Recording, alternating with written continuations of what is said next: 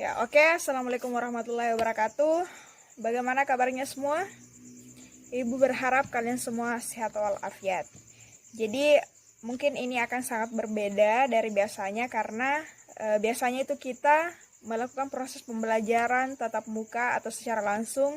Namun sekarang kita harus melaksanakan proses pembelajaran ini secara daring karena kita mengikuti himbauan pemerintah untuk senantiasa di rumah, yaitu belajar dari rumah, bekerja dari rumah, dan beribadah dari rumah. Namun tentunya itu tidak menyurutkan semangat kita untuk senantiasa menuntut ilmu. Jadi, Ibu berharap sebentar ketika Ibu menjelaskan, kalian tetap fokus ya, memperhatikan materi ini. Namun sebelum Ibu lebih dalam lagi menjelaskan apa yang akan kita bahas pada kesempatan kali ini, Ibu mau kalian perhatikan video berikut ini. Jadi, diperhatikan baik-baik ya. Hai teman-teman, yuk coba lihat, di sekeliling kita banyak sekali energi. TV, lampu, kipas angin membutuhkan listrik untuk menyala. Ibu juga membutuhkan gas untuk memasak. Mobil dan motor juga membutuhkan bensin untuk dapat bergerak. Sepeda juga membutuhkan energi untuk bisa bergerak. Dari mana? Ya, dari tenaga kayuhan kamu. Ketika kamu makan, kamu juga mendapatkan energi yang bisa kamu gunakan untuk bermain maupun belajar. Seperti yang kamu lihat, energi sangat penting untuk kehidupan kita. Ya, jadi oke anak-anak, tadi kalian sudah menyaksikan sebuah video dan tentunya akan ada kaitannya dengan apa yang akan kita pelajari hari ini. Jadi, materi kita hari ini itu tentang sumber-sumber energi. Nah, tujuan pembelajaran kita itu ada 4, di mana kalian harus mengetahui sumber energi terbarukan dan energi tak terbarukan dengan benar. Kemudian mengetahui jenis-jenis sumber energi terbarukan dan energi tak terbarukan. Jadi kalian juga harus mengetahui jenis-jenis pembangkit listrik serta penerapannya dalam kehidupan sehari-hari. Dan kalian juga harus mengetahui dampak penggunaan energi terhadap lingkungan dengan tepat. Jadi ini akan kita capai ketika kalian memperhatikan apa yang Ibu jelaskan ini sebentar. Nah, kita mulai ya, mengenai sumber energi. Namun sebelum kita bahas lebih dalam lagi ini mengenai sumber energi, mungkin kalian sudah pelajari tentang apa itu energi. Jadi ya, benar sekali bahwa energi itu merupakan kemampuan untuk melakukan sebuah usaha. Jadi tadi di video kalian sudah menyaksikan di mana ketika sebuah sepeda mampu berpindah dari satu posisi ke posisi yang lainnya itu dikarenakan adanya energi. Energi dari mana itu? Energi manusia. Karena kemampuan kaki kalian mampu mengayuh pedal sepeda tersebut sehingga ada perbedaan posisi yang awalnya misal berada di tempat yang satu kemudian pindah ke tempat yang lain. Nah, jadi sumber energi secara umum itu terbagi menjadi 2, yaitu sumber energi tak terbarukan dan sumber energi terbarukan. Nah, oke. Apa itu sumber energi tak terbarukan? Jadi, energi ini tidak tersedia secara terus-menerus dan pada saatnya sumber energi ini akan habis. Jadi, dia tidak berkesinambungan sehingga dia akan habis pada saatnya ketika digunakan secara terus-menerus. Yang digolongkan ke dalam jenis ini adalah sumber energi fosil seperti minyak bumi dan batu bara. Nah, kalian bisa lihat gambar di samping ini yang ada batu-batu itu merupakan batu bara, jadi itu termasuk sumber energi tak terbarukan.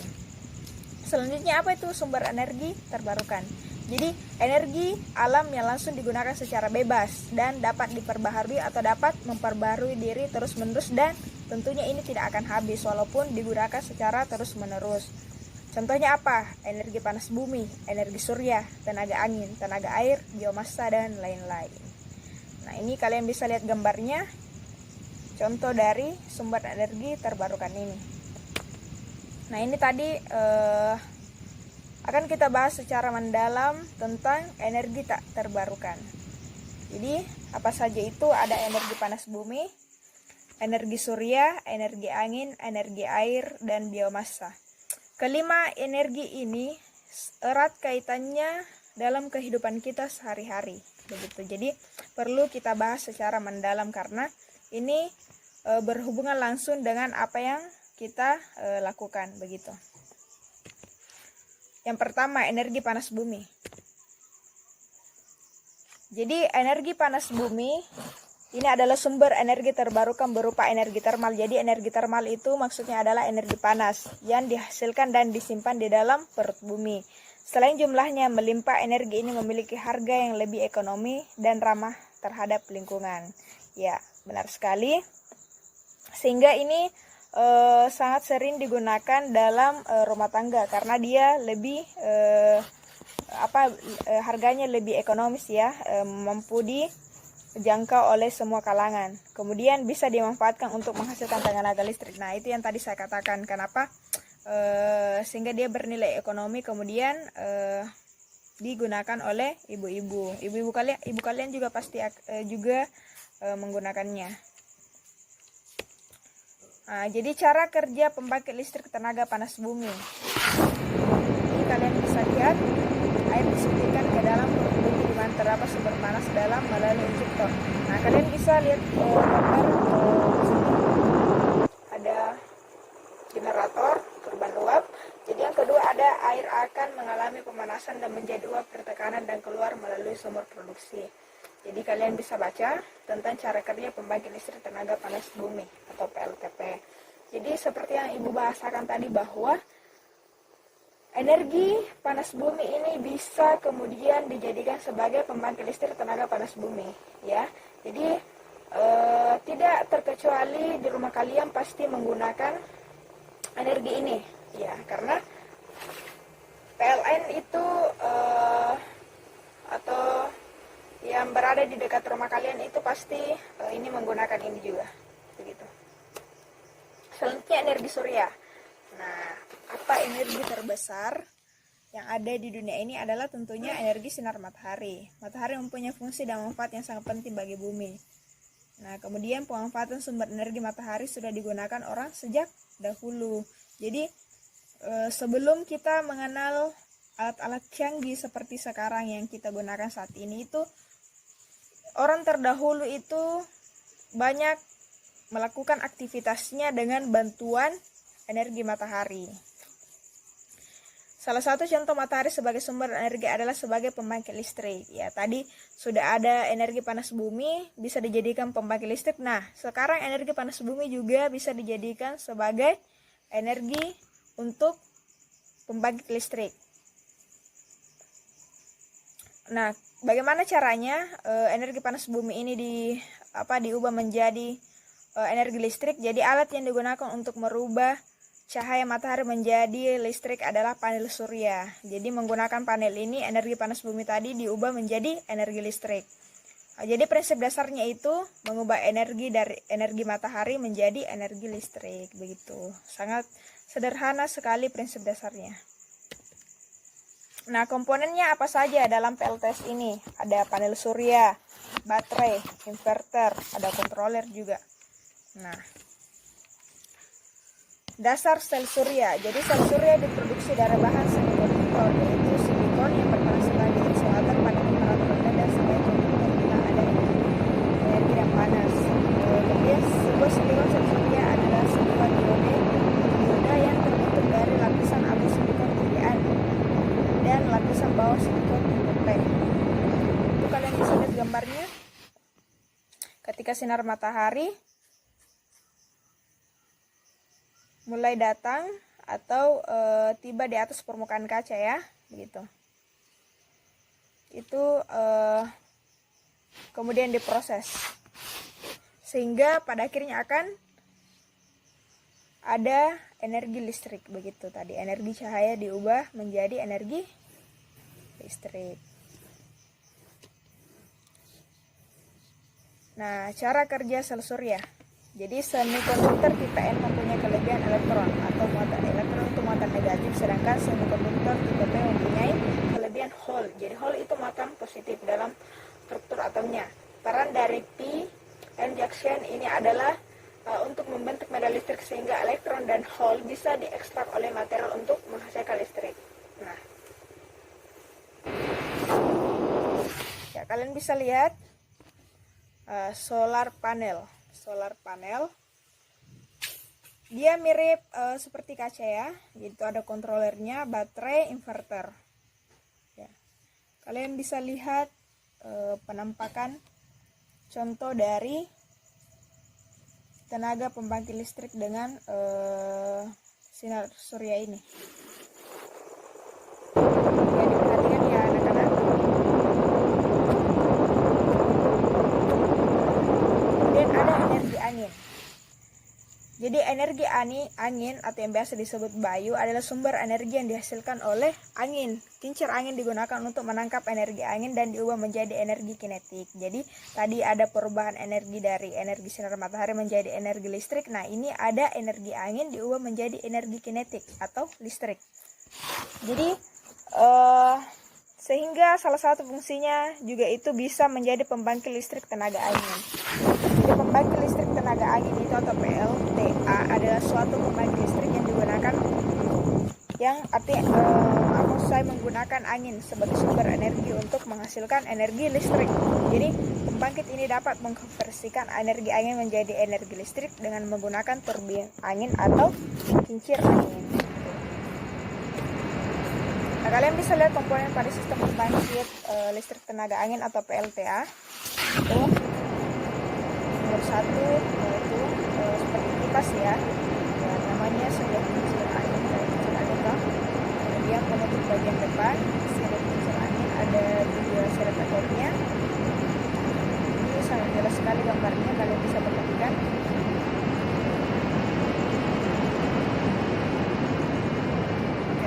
Jadi proses pembangkit listrik tenaga angin itu, jadi pertama-tama energi angin memutar turbin angin. Angin akan memutar sudut turbin, lalu diteruskan untuk memutar motor pada generator di bagian belakang turbin angin. Gitu. Kemudian generator mengubah energi gerak menjadi energi listrik dengan teori medan elektromagnetik, yaitu poros pada generator dipasang dengan material ferromagnetik permanen. Setelah itu di sekeliling poros terdapat stator yang bentuk fisiknya adalah kumparan-kumparan kawat yang membentuk loop. Jadi ketika proses generator mulai berputar, maka akan dibangun pada stator yang akhirnya akan dihasilkan tegangan dan jadi begitu proses pembangkitan listrik tenaga angin. Selanjutnya ada energi air. Ya.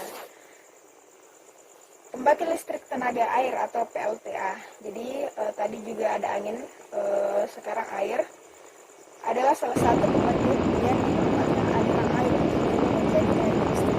Energi listrik yang dibangkitkan ini biasa disebut sebagai hidroelektrik. Hidro air, bukan energi air. Jadi pembangkit listrik ini bekerja dengan cara mengubah energi air dari bendungan atau aliran air terjun menjadi energi mekanik dengan bantuan turbin air, dan dari energi mekanik menjadi energi listrik dengan bantuan generator. Kalian bisa lihat gambarnya, itu contoh pembangkit listrik tenaga air. Komponen pada sistem pembangkit listrik tenaga air itu ada waduk. Nomor 1 ada waduk, kemudian 2 main gate, bendungan,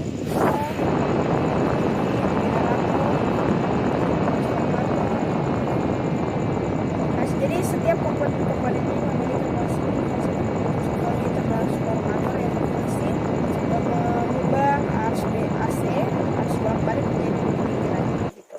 Jadi ini komponennya itu sangat harus diperhatikan. Dan yang terakhir ada biomasa. Jadi jenis terakhir untuk energi terbarukan yaitu energi biomasa. Jadi energi biomasa adalah jenis bahan bakar yang dibuat dengan mengkonversi bahan biologis seperti tanaman, bahan organik juga bahan organik juga dapat diperoleh dari hewan dan mikroorganisme. Jadi perhatikan ya. Contoh ada 4 ini, saya berikan contoh ada limbah pertanian. Jadi limbah pertanian contohnya bisa digunakan yaitu jerami, ampas biru, kotoran ternak, kotoran unggas, dan tentunya masih banyak yang lain. Kemudian yang kedua ada biogas, kotoran manusia, material tanaman, kandang. Yang ada tanaman energi, fungsinya itu dia mampu menghasilkan energi ya, jagung, kedelai, rami, gandum. Kemudian yang terakhir ada kain. Jadi